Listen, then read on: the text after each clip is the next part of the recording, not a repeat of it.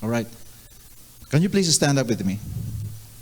I am reading from a portion of the letter of Apostle Paul to a group of Jesus followers in Ephesus.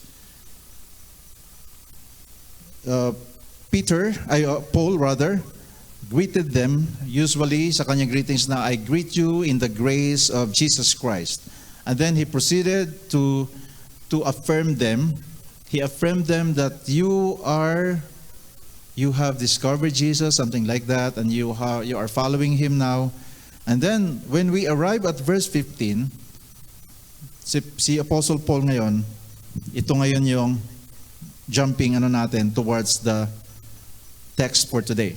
Sabi niya, and let's read together, for this reason, because I have heard of your faith in the Lord Jesus and your love toward all the saints, I do not cease to give thanks for you, remembering you in my prayers, that the God of our Lord Jesus Christ, the Father of glory, may give you the spirit of wisdom and of revelation in the knowledge of him, having the eyes of your hearts enlightened, that you may know what is the hope to which he has called you, what are the riches of his glorious inheritance in the saints, and what is the immeasurable greatness of his power toward us who believe, according to the working of his great might, that he worked in Christ when he raised him from the dead and seated him at his right hand in the heavenly places, far above all rule and authority and power and dominion, and above every name that is named,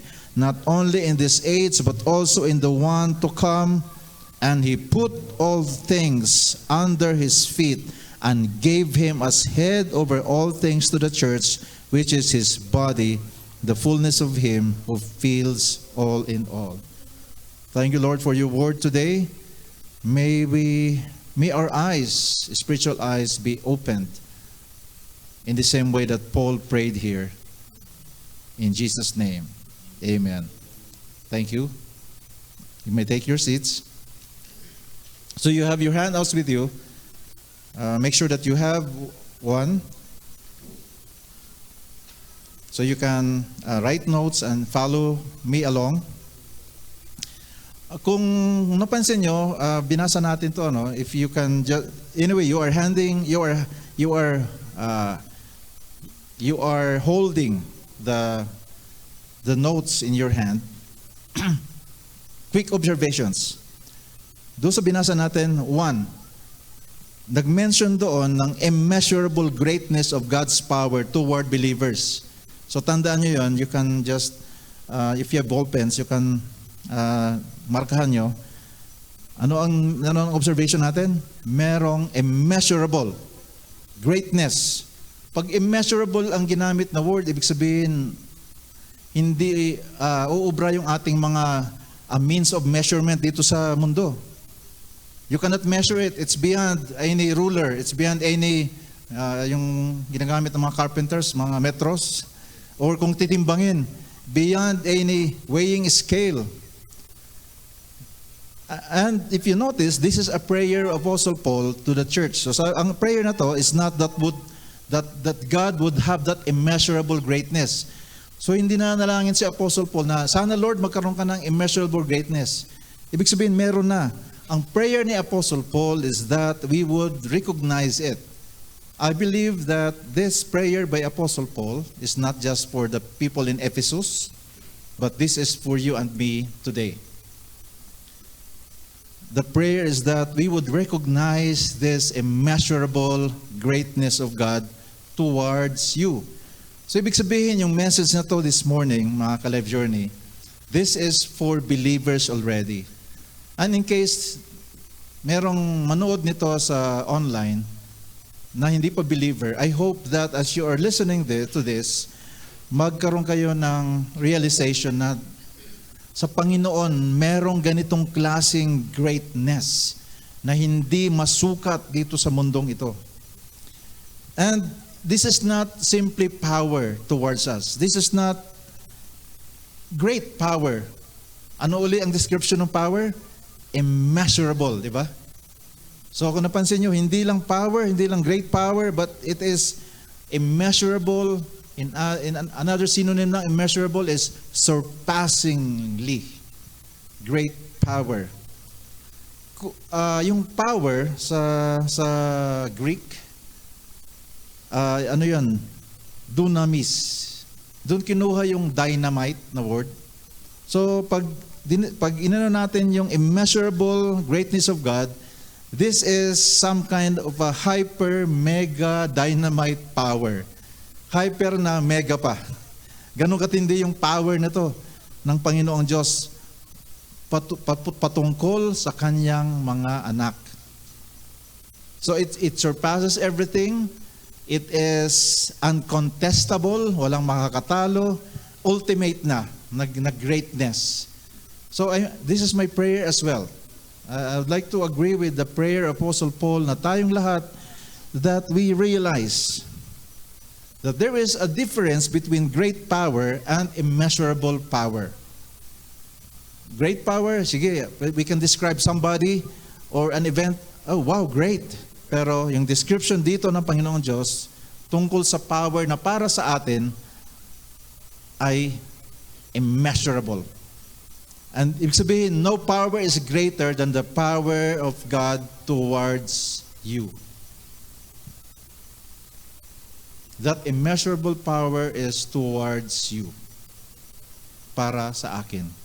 Pwedeng sabihin mo sa sarili mo, para sa akin, yung immeasurable power na to.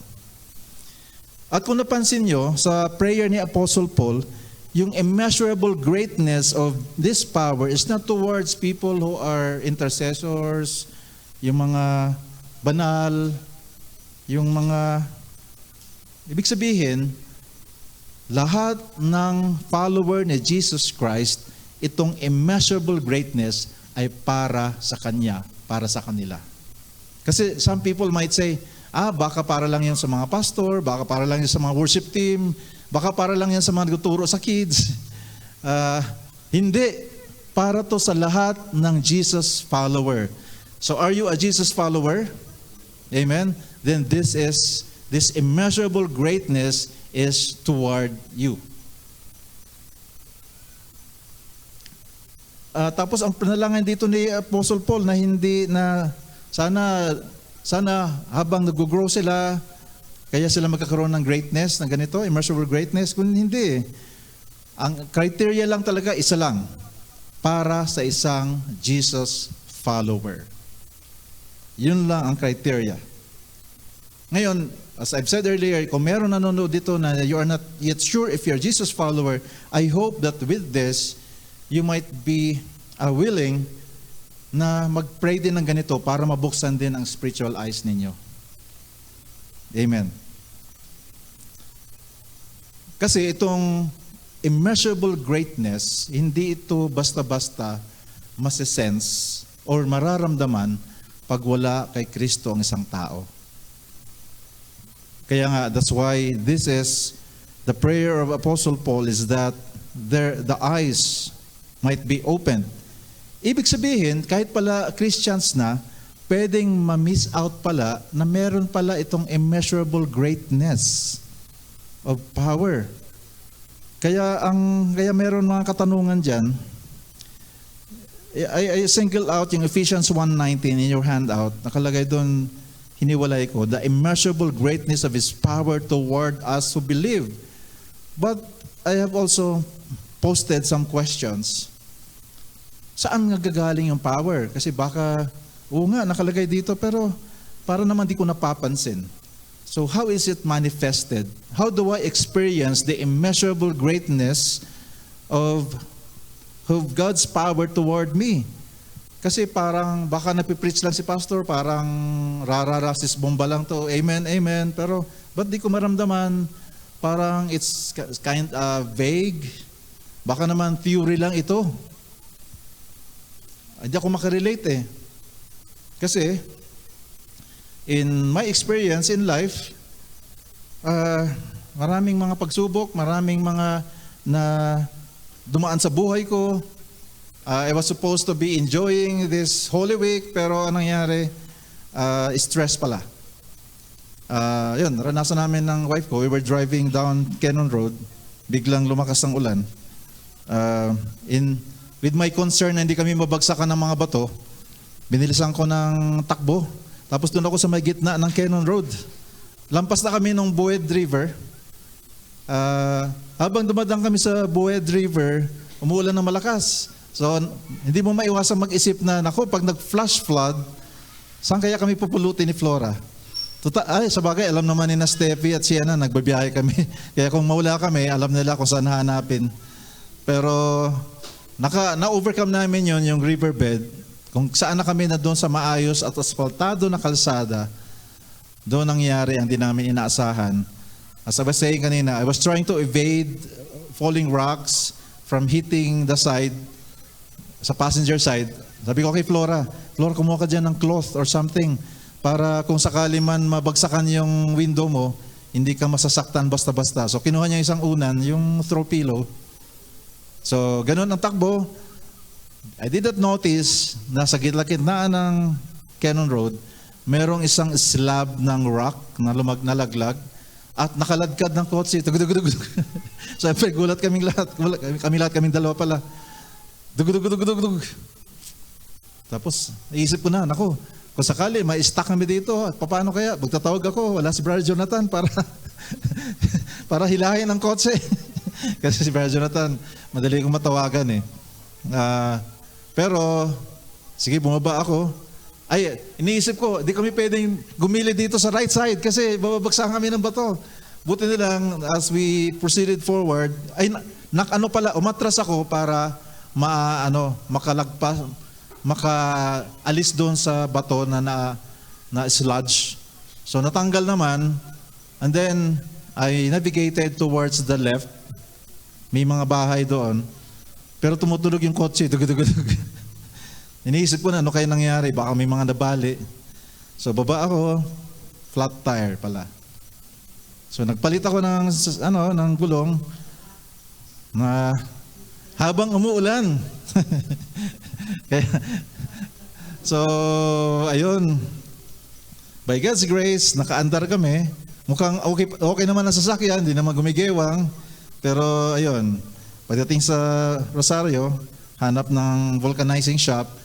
At nagulat kami, ang dilim ng Rosario. Panglaon yun. Yung pala brown out. So nakailang kaming vulcanizing shop.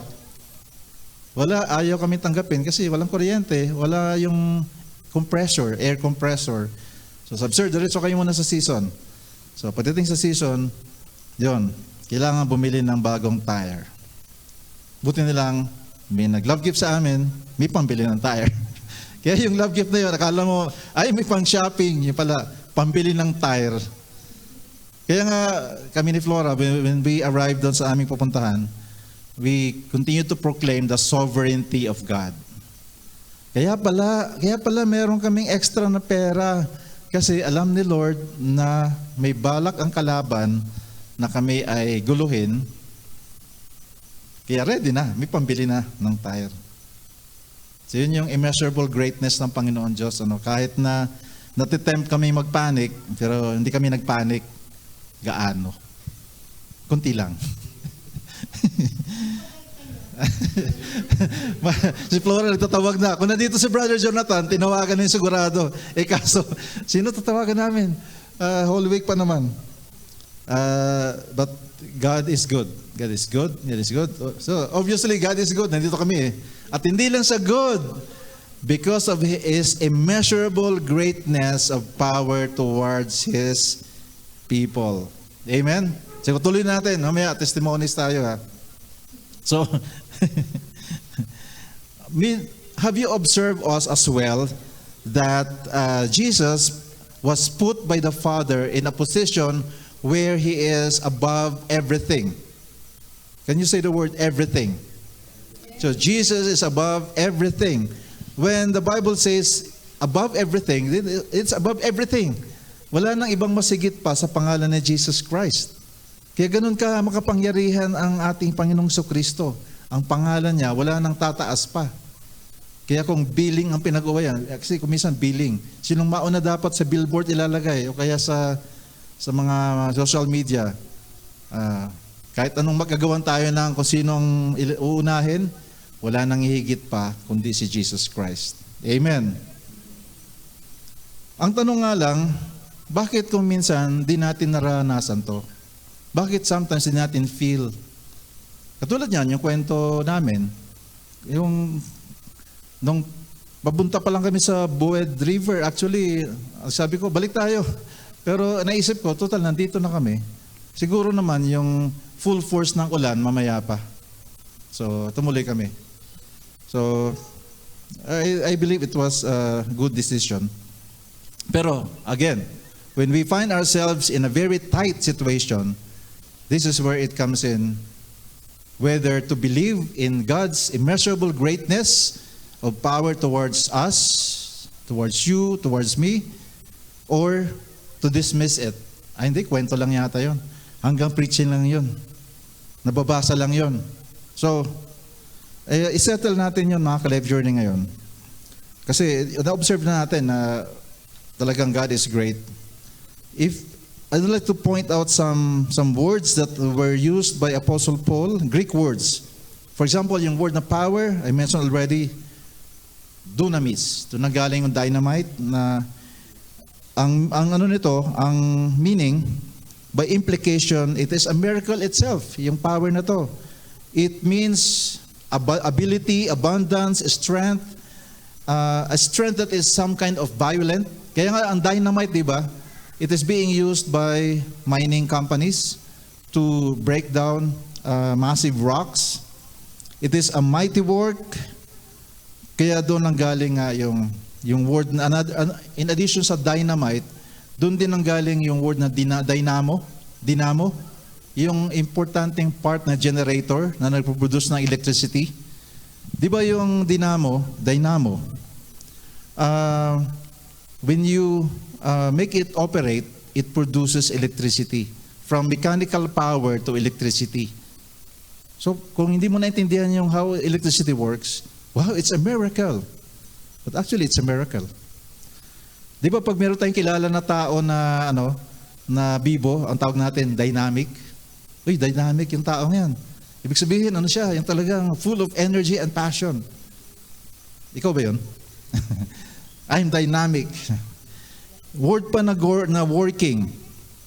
Sa Ephesians 1:19, the immeasurable greatest people towards us who believe, working. In other translation, working, it means energy. So this greatness, this immeasurable greatness of God's power, this is energy. This is at work. Hindi to kinetic, hindi to potential energy. This is kinetic energy. Remember niyo ang physics? Review. Pag sinabing kinetic, it is active, it is at work. Hindi lang potential energy na probably magamit. But when we talk about God's immeasurable greatness, it is working, it is alive now. So, kaya doon nanggaling yung English word na energy at energetic. So, pag i-combine mo yung dynamic, energetic person, kiti-kiti yun. Meron ba kayo naisip? Si ano yun? Yung kaibigan ko siya yun. Kiti-kiti. Tapos yung word na strength. Greek word for strength is kratos. It means force, strength, power, might, dominion. So ganon, this implies sovereignty. So God's strength is above every strength. Tapos yung word pa na might, it means ability, force, strength, might. So, kung nakikita nyo, grabe yung pag-reinforce ng pagka-describe ng kapangyarihan ng Panginoong Diyos. Yung kapangyarihan na to, ito yung kapangyarihan that caused Jesus to rise again from the dead. At marami pang iba. I'll just supply you with all this. Now, back again to the question. So, where is all this power? Nasaan ngayon yon? Alright, so I'm a Jesus follower. Nasaan yon?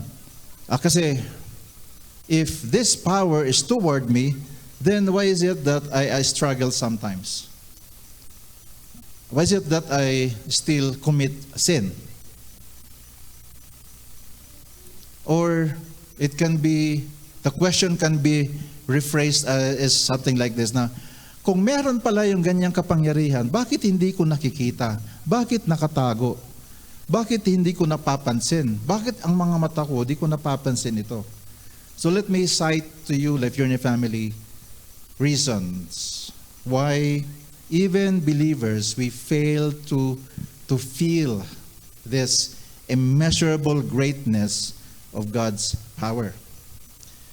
One obvious reason, when you go back to verse 18, sa prayer ni Apostle Paul, sabi niya doon, having the eyes of your hearts enlightened.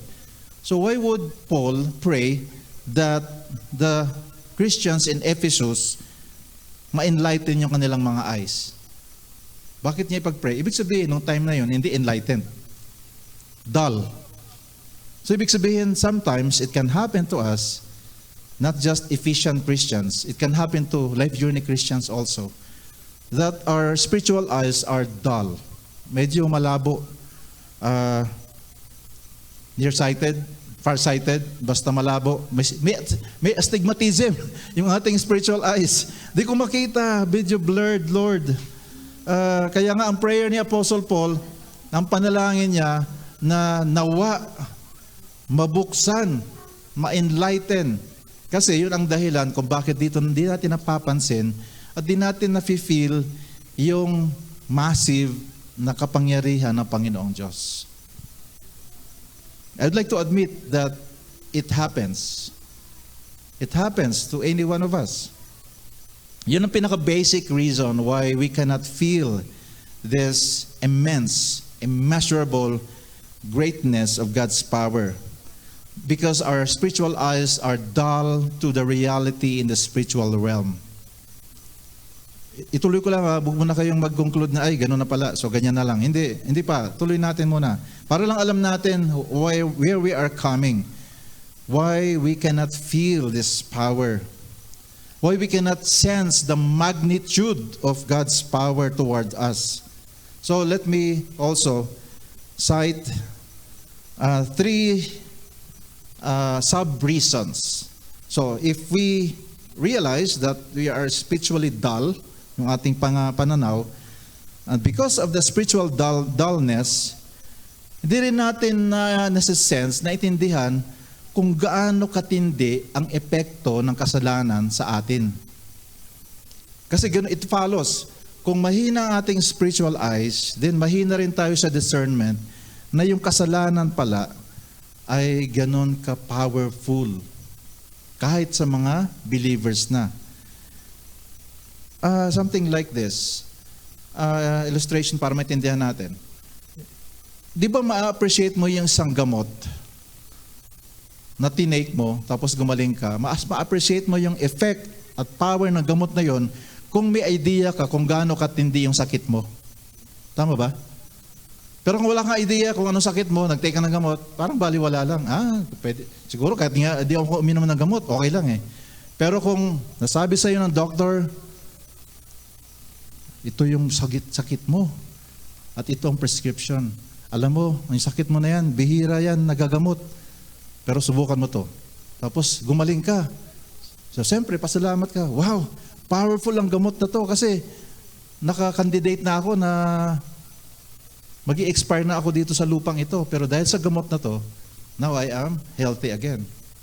So mga ka-Life Journey, ganun yun. Pag malabo ang ating spiritual senses, spiritual eyes, di rin natin naintindihan kung gaano katindi yung kasalanan na dumarating at wini-welcome natin kuminsan sa buhay natin. Ganun kapangyarihan ang kasalanan. Second, because we are spiritually dull, so another reason we don't feel the power of God towards us now is that we are not fully aware of the magnitude of demonic power that is coming against us at all times. Life Journey family, we have to be aware that even in this modern scientific age, the devil is still at work and his power is that potent. Yes, he is under our feet, but if we allow Satan, if we allow strongholds in our lives, then we are giving him authority to attack us. This is not something that would cause us to be afraid, but this is something that would cause us to appreciate more that we need our spiritual eyes to be opened, that God has sent or sending His immeasurable greatness of power toward you. Kaya pala si Lord nag-promise ng ganong katinding kapangyarihan para hindi tayo gawing talunan ng kalaban. Kasi hindi basta-basta yung pinapadala na power din ng enemy of our souls.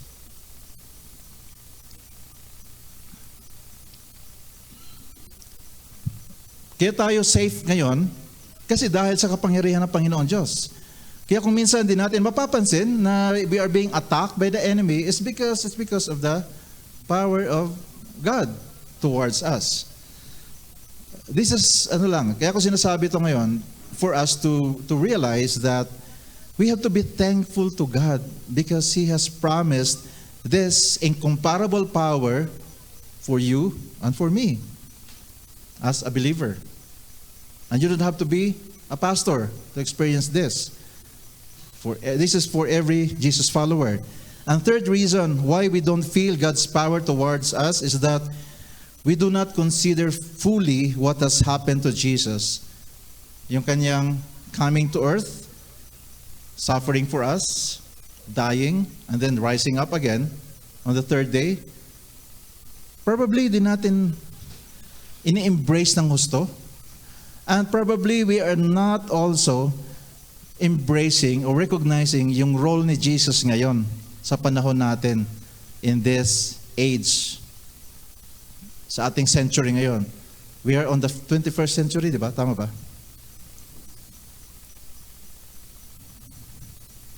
That Jesus is still in control for our mind, body, and spirit. Body, soul, and spirit rather. So, that's why si Apostle Paul, kahit nung panahon pa niya noon, ito na yung kanyang panalangin. So, anong prayer ni Apostle Paul? Ang prayer niya is because he was concerned. Siguro napapansin niya yung mga Kristiyano nung panahon niya na kung alam lang nila kung anong meron sila dahil sila ay nasa Panginoong Jesucristo, hindi sana sila magbe-behave ng ganyan na parang pinaglalaroan ng kalaban. Na ang buhay ay nasasayang sa mga bagay na hindi galing sa Panginoon. O nasasayang ang ating utak na we are overthinking. I'm not saying against thinking.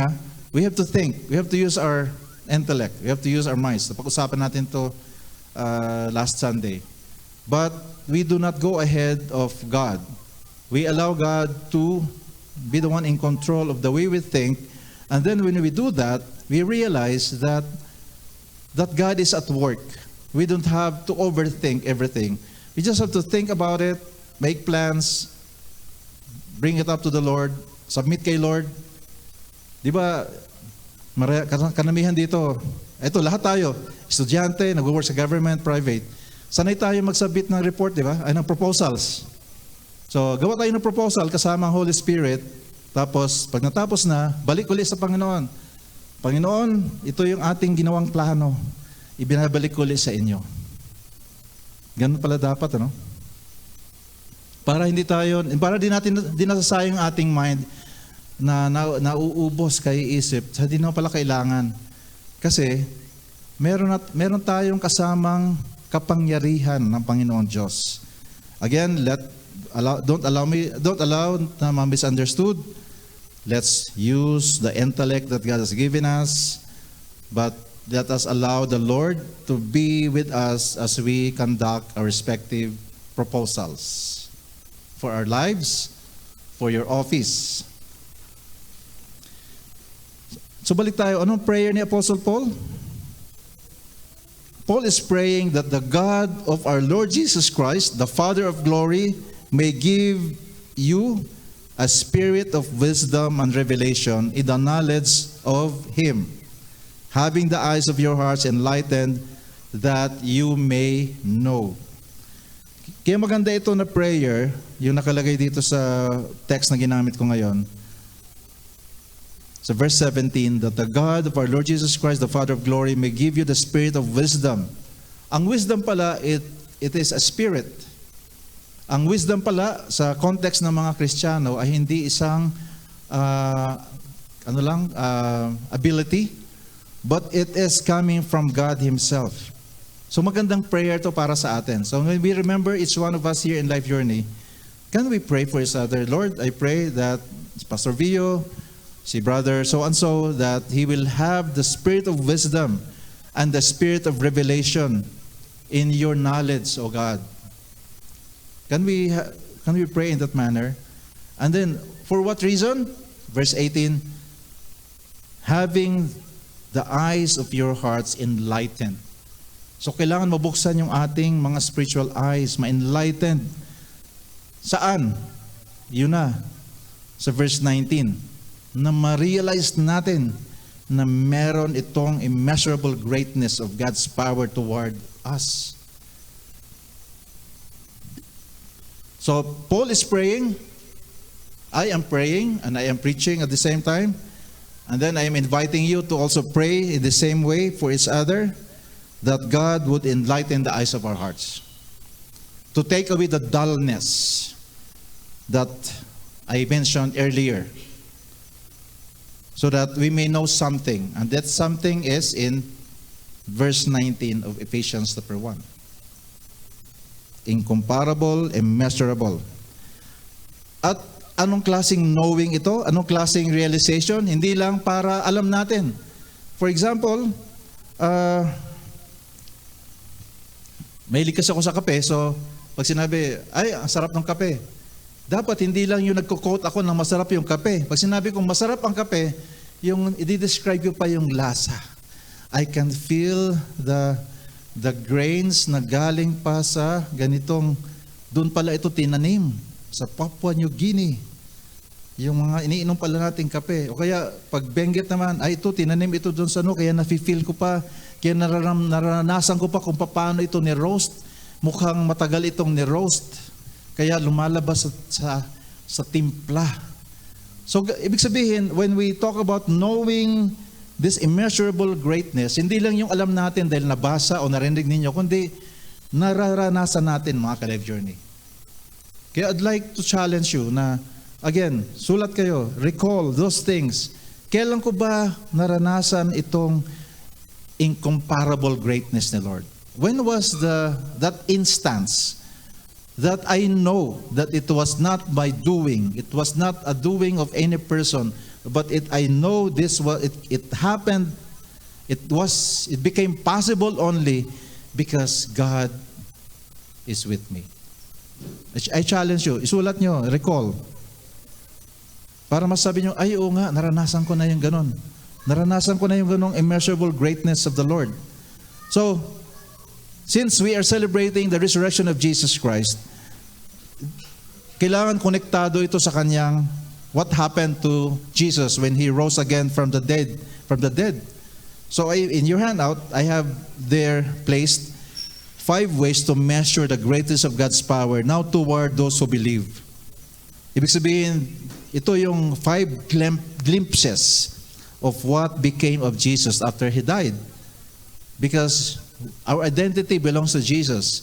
Without Jesus, we cannot experience what we are talking about this morning. Now, first is that God raised Jesus and broke the power of death. Jesus willingly went to the cross and then willingly allowed Himself to be put to death because He had authority. Kaya nga, idagdag ko lang dito, si Jesus, ganun na katindi ang pag-ibig niya sa atin kasi He did not die to protect us. He died to prove that He has that power and authority to command Himself to rise again from the dead. Kanina, when we were here early in Steffi, I engaged her in a conversation. I asked her, and this is also my question to you. Saan dito sa dalawang senaryo, mas makikita niyo yung kapangyarihan? when you prevent things from happening. For example, you prevent somebody from getting sick and eventually dying. Or when that person died, you exercise your authority, commanded, be alive again.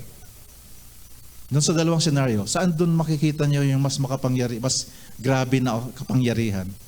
Yung napigilan na huwag magkasakit, huwag mamatay, o doon sa namatay, pero bangon ka uli.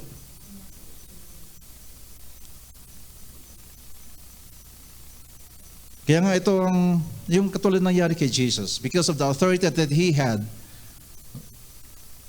he ordered himself, or he allowed himself to die because he has power, more than enough power to command himself to be alive again. That's the Jesus that we have. Amen? That's the Jesus that you have. Ganun sa kapangyarihan. That he worked in Christ when he raised him from the dead. That's my Jesus. That's your Jesus. And second way of measuring the greatness of God's power is that God seated Jesus at his right hand and us with him. In verse 20, dito described that Jesus is now seated at the right of the Father, and also in the New Testament, it is also mentioned there that as Jesus followers, we are now seated in heavenly places with our Lord Christ Jesus. So, mga ka-Life Journey, habang nandito kayo nakaupo, yung nasa center, kayo actually ay nakaupo sa spiritual realm kasama ni Kristo. Ano ibig sabihin ng nakaupo? Sa kultura ng panahon ni na Jesus, ang isang tao na nakatayo, nagtatrabaho. Kunwari yung sa korte. Kahit ngayon, sa korte ngayon, pag nakatayo ang isang lawyer, he is at work persuading the judge that his argument is the correct one. Kaya nakatayo siya. Tapos pag umupo na siya, I rest my case. Ibig sabihin si attorney, kampante na siya na kanyang na-deliver is enough to prove that he is right. In the same manner, pag sinabi na si Kristo ay nakaupo na sa kalangitan, ibig sabihin his work is finished. That's why in the 7 last sayings on the cross, when Jesus said, Tetelestai, it is finished. The deal is on. Ibig sabihin, tapos na lahat ang pangako ng Panginoong Kristo para sa lahat ng nananampalataya sa Kanya. Amen? At ang sabi rin, tayo daw ay nakaupo na rin spiritually sa heavenly places. Ibig sabihin, yung ating salvation, di na natin kailangang pagtrabahuan. Kasi, ginawa na yun ng Panginoong Kristo. Third, God set Jesus over all demonic powers. In verse 21, it was mentioned there that far above all rule and authority and power and dominion, and above every name that is named, not only in this age, but also in the one to come. So, ang pangalan ni Jesus ay nakalagay na in place, in authority bukas. Ibig sabihin, di ko kailangan turuan sa Lord kung ano dapat mangyari bukas. Kasi bukas, ang pangalan ni Kristo is above everything. Amen? I'm not saying na huwag tayong magtrabaho.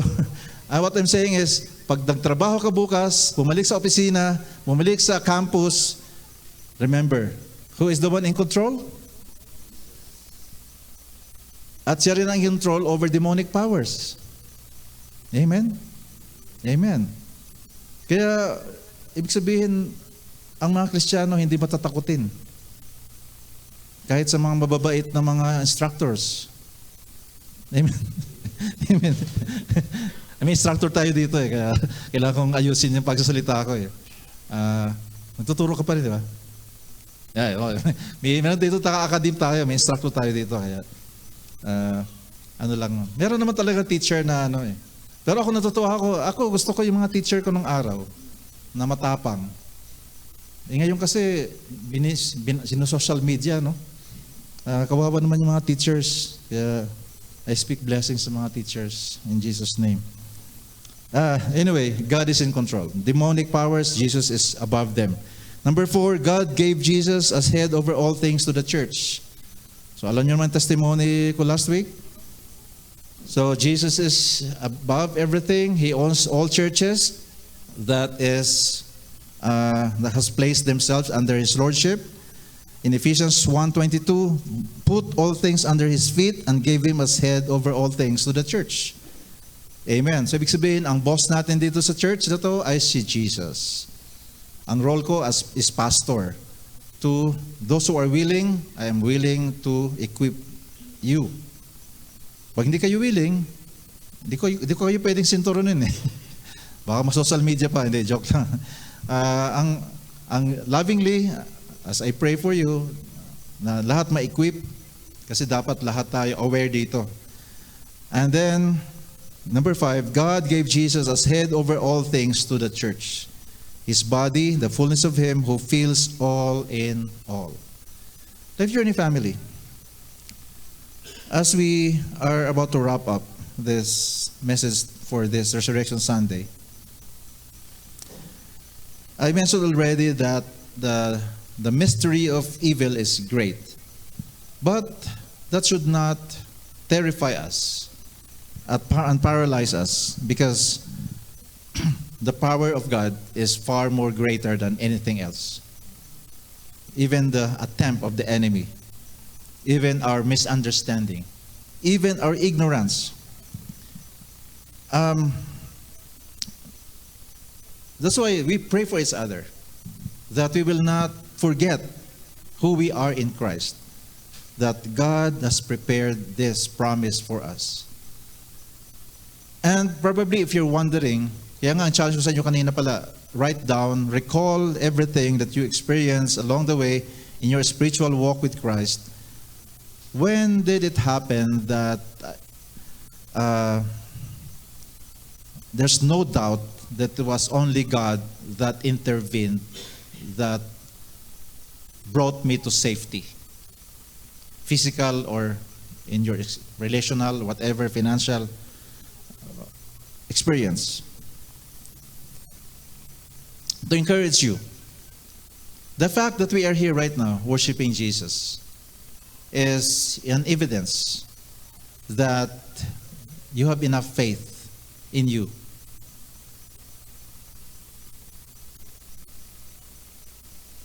Ibig sabihin, it's not in vain. So don't crucify yourself na, ay, wala, hindi ko naranasan yung mga testimonies ng iba. Baka kailangan ko lang pumunta sa Cannon Road, katulad din na pastor. Not in that manner. Even the very fact that we are gathered here today, and you are listening to this message, we sang songs earlier, we prayed for our nation, and you remembered your loved ones.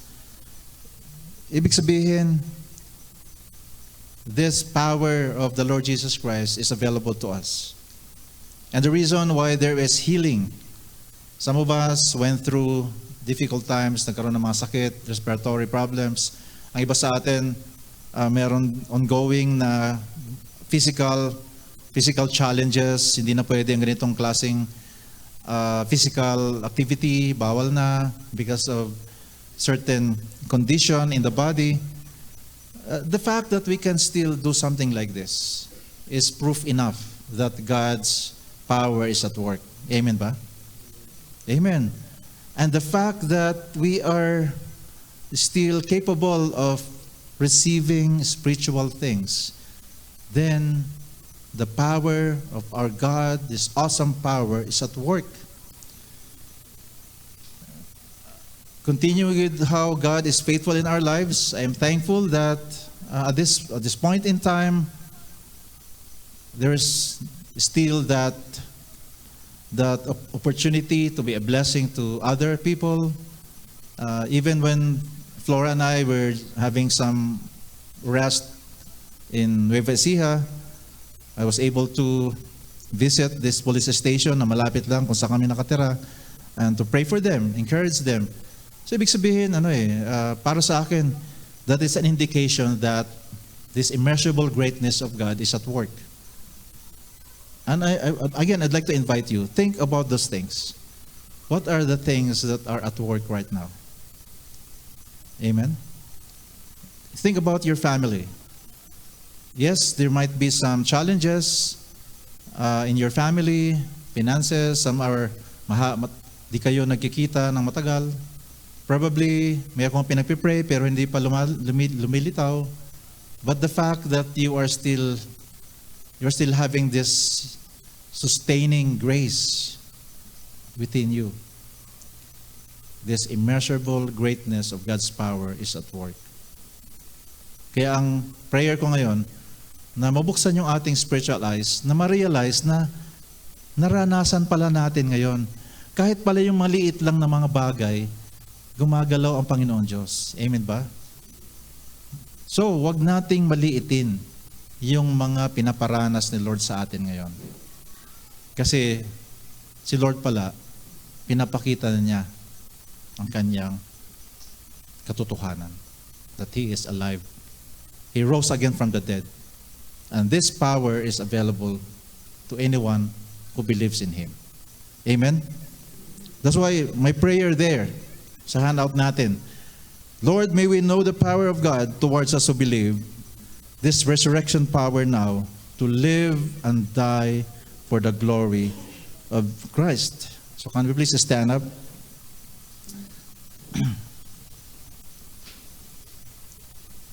Life Journey family, and so the surpassingly great power wielded by the one who is far above all authority I could ever imagine is for me, is for you.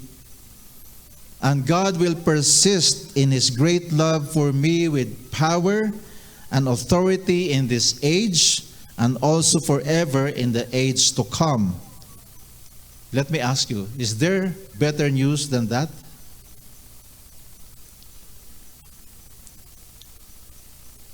We are assured of immense protection from our Lord and lavish blessing forever and ever.